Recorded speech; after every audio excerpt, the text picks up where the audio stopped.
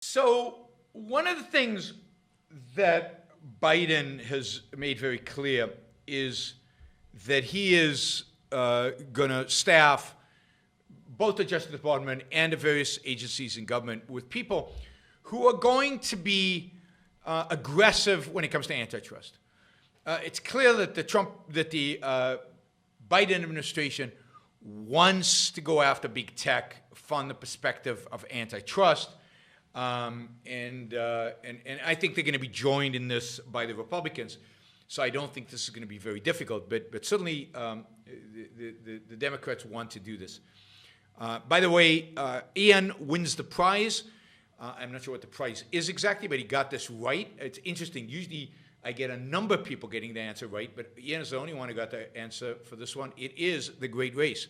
The Great Race is the source of what I say when I say press the button, Max.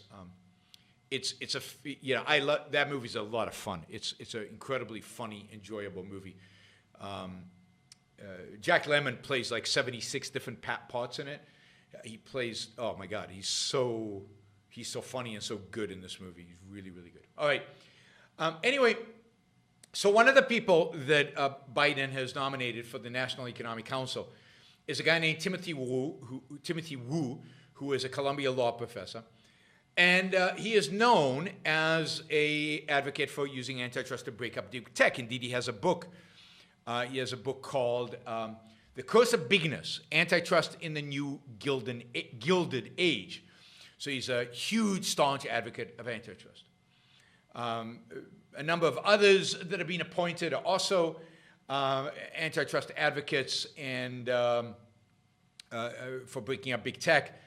And indeed, Amy Klobuchar, who is one of the more moderate senators in the Democratic Party, has already introduced a regulatory legislation that would target companies like Facebook and Google, for breakup because of their size, because of the antitrust. Mark, you got it right, but I think that we got Ian. Ian was first, and then Mark also got the Great Race right. So it's clear that antitrust is going to be a big issue for the Biden administration. It started to be for Trump. A number of proceedings against Facebook and a number of other, and I think against Google, was started under Trump. But he never got the momentum. He was never engaged enough or focused enough to really make this a big issue. The real fear is that Biden has the time, the energy, the focus, and the people surrounding him that are really going to make antitrust a big issue. But this is one of the twists in this. This guy Wu is not only a big pro-antitrust guy. He is also really, really, really anti-free speech. He actually thinks that the First Amendment needs to be revisited. So not just free speech in the sense that many Republicans or people on the right claim, we need to find a way to regulate speech on the internet. We'll see that he ultimately comes to that conclusion. But he actually believes that we need to reinterpret the First Amendment. He wrote an article in September 2017 called "Is the First Amendment Obsolete?" where he says that traditional speech freedoms need to be rethought in the internet or Trump era, right? So this is a guy who thinks the government should get involved in what we can and cannot say. He's argued that the government should strive to create a 1950s-like media landscape. Now, that is super scary, partially because in the 1950s, the media and our political class were hand in hand. The media was not particularly critical of our political class. It was everybody was in this together. I mean, that started changing in the 1960s. But in the 1950s, there were 3 television stations, there were a few big newspapers, there was no talk radio, there was no other alternative media, there was no internet. And you basically had a party line, or within a certain spectrum, it was a party line.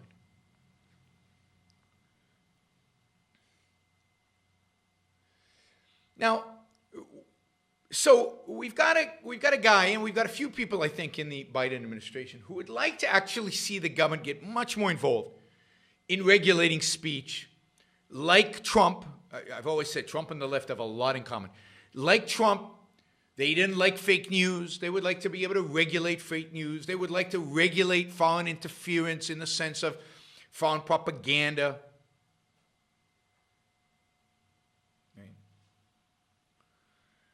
They would like, I mean, he explicitly says he wants to broaden the First Amendment to give the government more power over things like fake news, over things like foreign propaganda, which would completely eviscerate the First Amendment. But this is the problem that the left and Trump had with going after the First Amendment. The current Supreme Court won't have any of it. They won't tolerate it. The current Supreme Court, to its great credit, and this is true of the people on the right, the conservatives and the liberals on the court, but primarily the conservatives, are very hostile to any attempt to water down the First Amendment.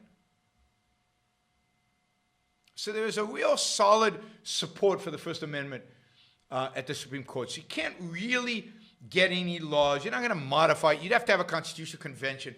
It would be almost impossible to actually get the courts to change, to allow a significant change in the interpretation of the views on the First Amendment. So what can you do? And there's another problem that they face.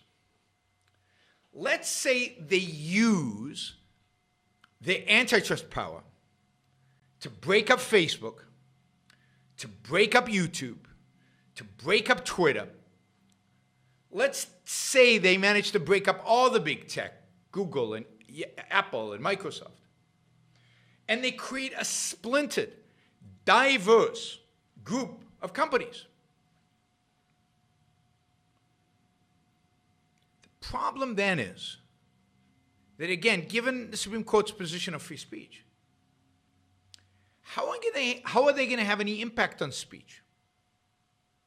Whose arm are they going to twist in order to toe the party line, in order to bring about, the kind of policies traditionally associated with the 20th century journalism? How are they going to do that? You see, one of the beauties of having big tech, and I think both Republicans and Democrats are starting to realize this, and maybe this is the countervailing force against breaking them up. One of the advantages of having big tech is that big tech can be controlled. Big tech can be manipulated. Big tech can be harassed. So if you had 100 Facebooks, there'd be no way to control what is actually being said. But if there's one Facebook, and you harass him, and you keep bringing Zuckerberg in for questioning, and you create all kinds of committees to investigate and harass, then what you might be able to get Zuckerberg to propose, as if it's his proposal, is maybe a committee, maybe overseen by the government, but not officially, because that would be a violation of free speech, but unofficially, that will propose guidelines about what is allowed on Facebook and what is not allowed on Facebook. And then you can control free speech without actually controlling free speech. This is what's being called censorship by proxy. But the beauty here is you get the companies to, quote, voluntarily do it, to voluntarily propose it in lieu of being harassed.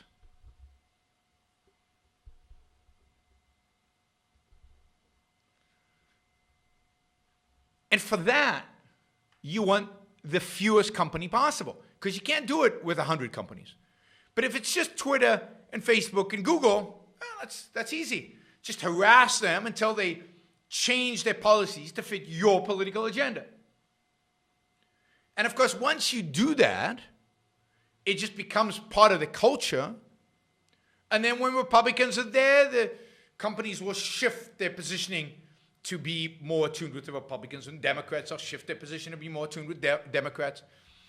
But in the meantime, because of government intervention, because of government pulling the string in the background, our freedom of speech gets dissolved.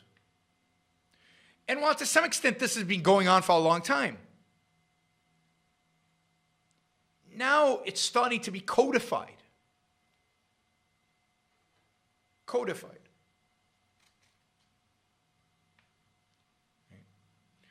The government now, the Democratic Party in particular, but it's both, because Ted Cruz is on this as well. The government now wants these social media companies to take down posts of a certain nature, to keep up posts of a certain nature. They want politicians to control the behavior of these social media. So Ted Cruz wants to be able to tell Twitter not to deplatform certain people. And Alexandria Ocasio-Cortez wants to Facebook, inspired by her, to take down what she thinks are lies and to keep up what she doesn't think are lies.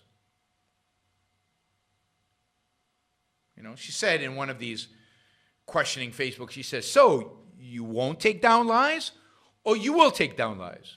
Or why do you label Daily Caller, a publication well documented with ties to white supremacists, it's weird, as an official fact checker for Facebook? So she wants to tell Facebook who should be the fact checkers. Now, she won't do that by law, because Facebook will charge that that is a violation of free speech, and it is. It's just like it's a violation of free speech for the right to insist that, that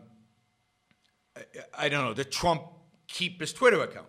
And they don't, because they know they can't force Twitter to do it because it's free speech. Part of Twitter's free speech is to decide who can tweet and who can't. But because government has such an impact on companies from an economics perspective, right?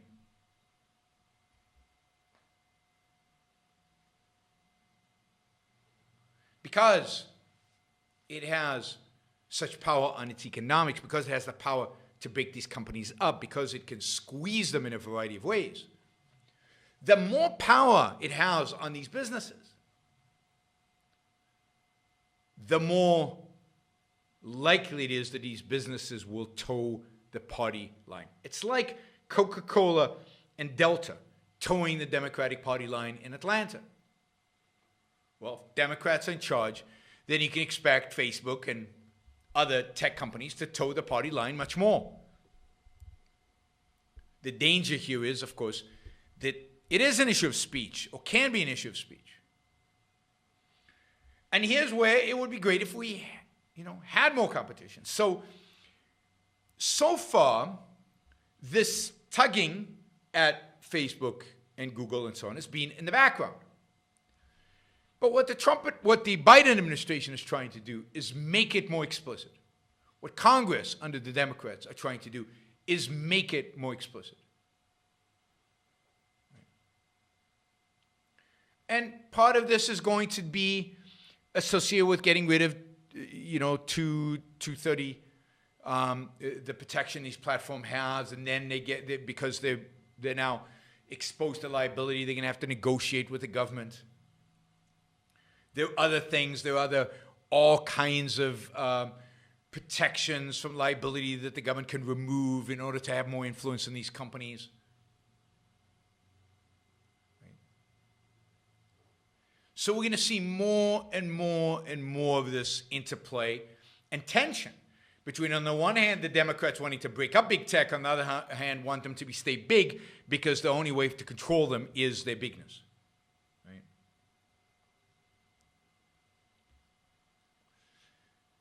So I think it's interesting. It's something to watch how the Biden administration deals with this. so they've got two tensions running against each other. They want to break up big tech, and yet they want to keep it all together.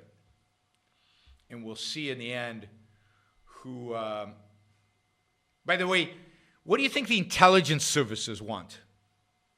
And again, put aside the Democrat, Republican. Do you think the CIA and all the other intelligence services that we have, do you think they want to break up big tech and have lots of little companies, or do you think they want a few mega companies? Well, it's obvious. They want the mega companies. It's much easier to spy on a few big companies than it is on hundreds of little ones. So again, the intelligence services are going to push against antitrust enforcement. So you're going to see this push. Those people who want to control big tech will want big tech. Those people who think, no, it's much more important to break them up, are going to have a hard time making that argument. And we might see some interesting alliances and some interesting perspectives coming out of all this. It's going to be a real mess. But what everybody wants, Jennifer gets it absolutely right. What everybody wants control. The intelligence agencies want control. The Democrats want control. The Republicans want control. The antitrust people want control. The anti-antitrust people want control. The anti-free speech people want control. Problem is when the same person is both anti-free speech and antitrust, pro-antitrust. Now they've got a conflict. And it'll be interesting to see how that conflict is resolved. That was my point. And to begin with, I wonder if I can ask you to capsulize. I know this is difficult. Can I ask you to capsulize your philosophy? What is Randism? First of all, I do not call it Randism, and I don't like that name. I call it objectivism. All right. Meaning a philosophy based on objective reality. Now let me explain it as briefly as I can. First, my philosophy is based on the concept that reality exists as an objective absolute. That man's mind, reason, is his means of perceiving it. And that man needs a rational morality. I am primarily the creator of a new code of morality which has so far been believed impossible, namely a morality not based on faith. On faith? Not on faith, not on arbitrary whim, not on emotion, not on arbitrary edict, mystical or social, but on reason, a morality which can be proved by means of logic, which can be demonstrated to be true and necessary. All right, all right. Now, may I define what my morality is? All right. Because this is merely an introduction. My morality is based on man's life as a standard of value. And since man's mind is his basic means of survival, I hold that if man wants to live on earth and to live as a human being, he has to hold reason as an absolute, by which I mean that he has to hold reason as his only guide to action, and that he must live by the independent judgment of his own mind, that his highest moral purpose is the achievement of his own happiness, and that he must not force other people, nor accept their right to force him, that each man must live as an end in himself and follow his own rational self-interest. All right, before we go on, reminder, please like the show. We've got 163 live listeners right now, 30 likes. That should be at least 100. I figure at least 100 of you actually like the show. Maybe there are like 60 of the Matthews out there who hate it. But at least the people who are liking it, you know, I want to see a thumbs up. There you go. Start liking it. I want to see that go to 100. All it takes is a click of a thing, whether you're looking at this. And you know, the likes matter. It's not an issue of my ego. It's an issue of the algorithm. The more you like something, the more the algorithm likes it. So, you know, and if you don't like the show, give it a thumbs down. Let's see your actual views being reflected in the likes. But if you like it, don't just sit there. Help get the show promoted. Of course, you should also share, and you can support the show at yaronbrookshow.com/support, or on Patreon or Subscribestar or Locals, and show your support for the work, for the value hopefully you're receiving from this.